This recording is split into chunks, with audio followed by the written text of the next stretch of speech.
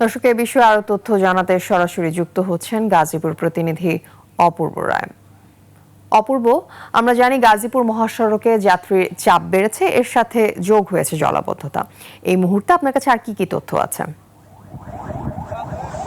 ধন্যবাদ আফিফা। আমি এই মুহূর্তে দাঁড়িয়ে আছি ঢাকা টাঙ্গাইল মহাসড়কের চন্দ্রা এলাকায়।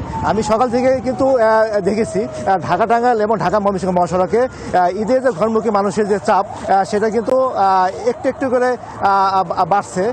এখনও কিন্তু ঈদের বেশ কয়েকদিন বাকি রয়েছে। তবে আমরা যেটা দেখেছি ঢাকা ময়মনসিংহ মহাসড়কে কিন্তু বৃষ্টির কারণে কিন্তু মহাসড়কের পাশে কিন্তু পানি জমে যাচ্ছে, যার কারণে কিন্তু এখানে কিন্তু মাঝে মধ্যে কিন্তু জলবদ্ধতার সৃষ্টি হচ্ছে এবং সৃষ্টির কারণে কিন্তু ওই মহাসড়কে কিন্তু আমরা মাঝে মধ্যে দেখতে পাচ্ছি যে যানজট সৃষ্টি হচ্ছে। একনল অ্যাডভান্সড হাইজিন সোপ, এবার জীবাণু ধুলাবালি ঘাম ক্লিন বোল্ড। আর আমি সকাল থেকেই ঢাকা টাঙ্গাইল মহাসড়কের এবং ঢাকা ময়মনসিংহ মহাসড়কের বিভিন্ন স্থানে ঘুরে এসে দেখেছি। আমি এই মুহূর্তে আছি ঢাকা টাঙ্গাইল মহাসড়কের চন্দ্রা এলাকায়। এখানে কিন্তু আপনি দেখতে পাচ্ছেন মহাসড়ক কিন্তু অনেকটাই কিন্তু ফাঁকা রয়েছে। তবে 4 নম্বরে আমরা যেসব যাত্রীরা ঘরে ফিরবেন তাদের জন্য কিন্তু যানবাহনের কিন্তু একটা জটলা রয়েছে। আর আমরা এখানকার যাত্রীদের যারা ঘরমুখী যারা তাদের সাথে আমরা কথা বলেছি।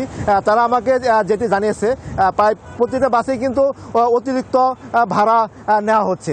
আর আমি একটু আগে গাজীপুর শিল্প পুলিশের পুলিশ সুপার AKM জহুরুল ইসলামের সাথে আমার কথা হয়। তিনি যেটি আমাকে জানিয়েছেন আজকে কিন্তু গাজীপুর শিল্প কারখানার 10 ভাগ শিল্প কারখানা কিন্তু বিকেলে ছুটি হবে এবং আগামীকাল ছুটি হবে 40 ভাগ এবং পরের দিন অর্থাৎ বৃহস্পতিবার ছুটি হবে কিন্তু বাদবাকি 50 ভাগ। এই গার্মেন্টস কারখানা ছুটির পরে কিন্তু ধারণা করা হচ্ছে যে আমরা ধারণা করছি। তো এই ছিল আফিফা আমার কাছে ঢাকা টাঙ্গাইল মহাসড়কের চন্দ্রা থেকে সর্বশেষ তথ্য। অপূর্ব, ধন্যবাদ আপনাকে। দর্শক, গাজীপুর থেকে আমাদের সঙ্গে যুক্ত হয়েছিলেন প্রতিনিধি অপূর্ব রায়।